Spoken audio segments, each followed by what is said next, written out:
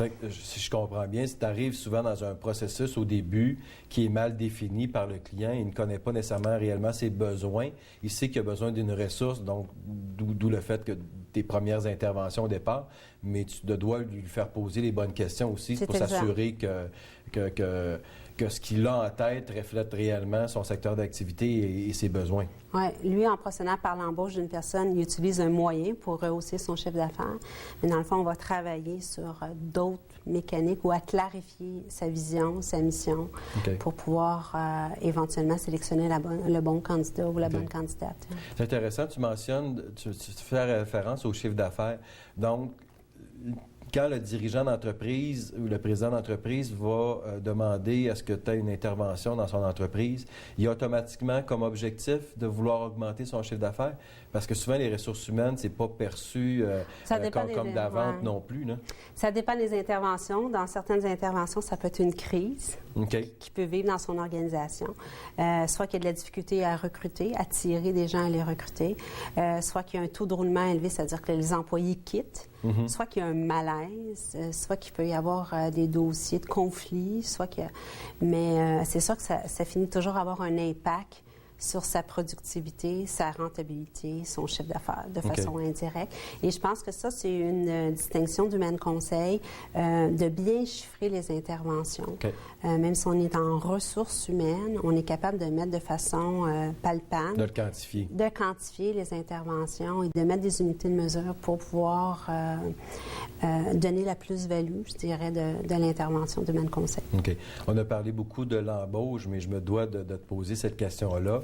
Évidemment, quand tu entres dans une entreprise, dans tes interventions où tu es plus en gestion de crise, tu as sûrement eu à faire l'inverse de l'embauche, c'est-à-dire du congédiement. Ça ne doit pas être toujours agréable. Comment on se sent comme consultant et on a à faire ces interventions-là chez le client?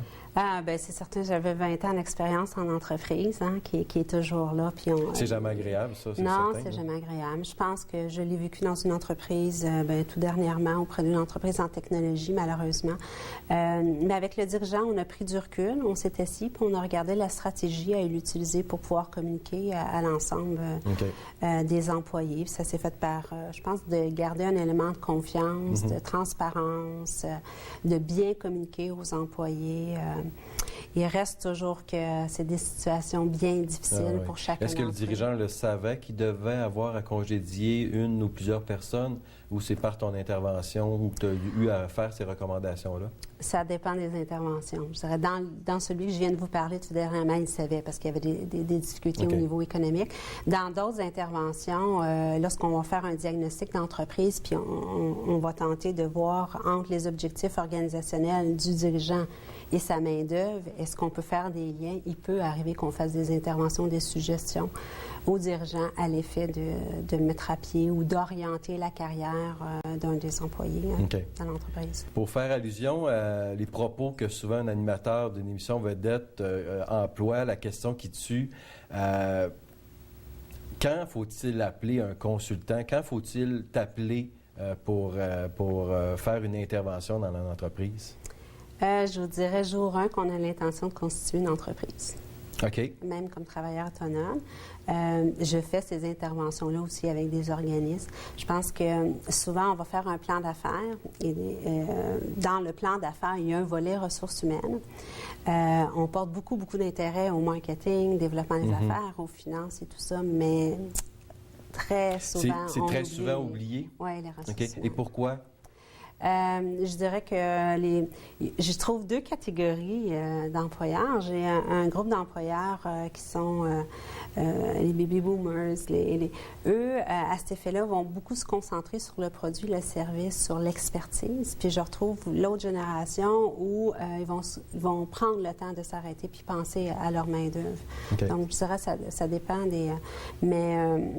Dans le day-to-day, je pense qu'au départ, c'est que ce dirigeant-là assume une responsabilité des fonctions autant techniques que de gestion, ce qui fait qu'il planifie peu à court et à moyen terme quand procéder à l'embauche et quand serait le bon moment et de quelle façon procéder. Quand on sait qu'une mauvaise embauche peut représenter jusqu'à 2,5 % des coûts du salaire de l'individu.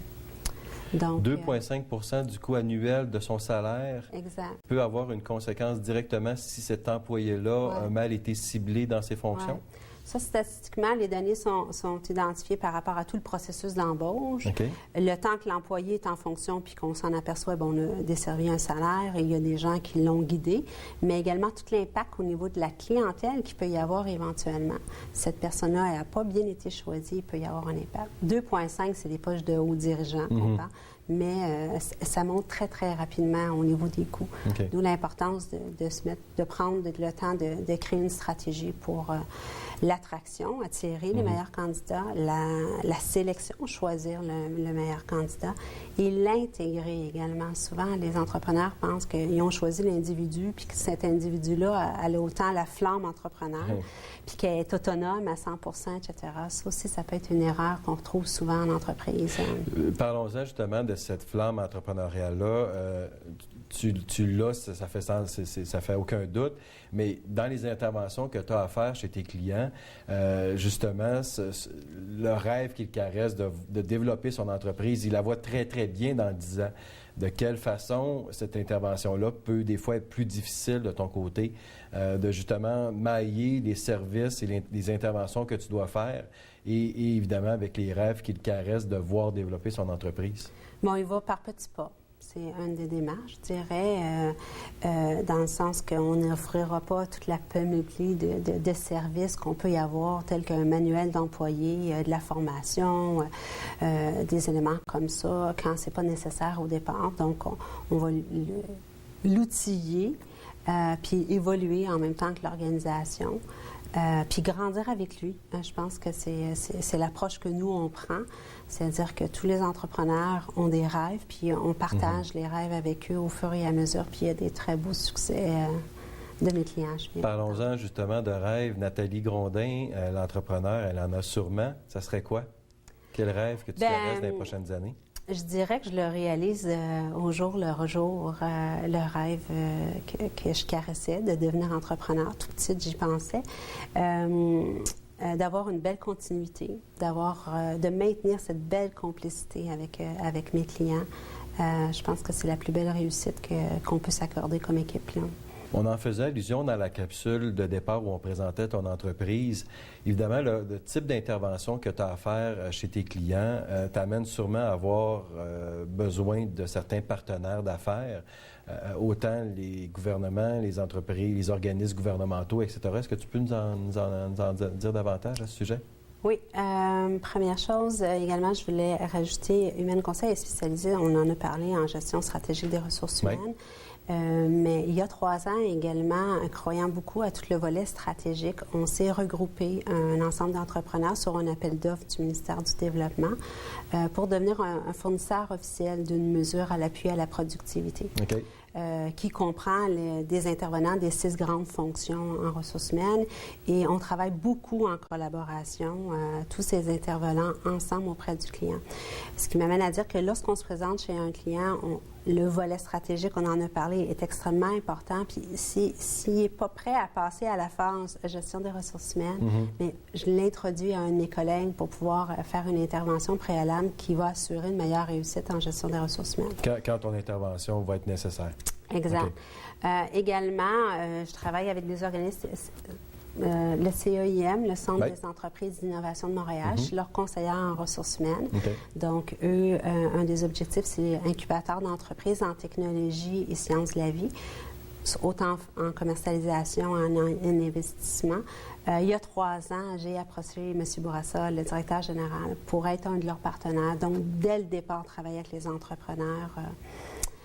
Également, on travaille avec Emploi Québec. Et, beaucoup, évidemment. Emploi Québec finance énormément le développement de la main-d'œuvre auprès des entrepreneurs. Donc, tout le processus de recrutement et par la suite, certaines de tes interventions peuvent être subventionnées par Emploi Québec? Je dirais, on est un gros promoteur parce que souvent, le dirigeant d'entreprise n'est pas conscient de l'ensemble de ces subventions-là. Il y a 6 types de subventions admissibles à Emploi Québec pour aider les entreprises à rehausser ou optimiser leur gestion des ressources humaines.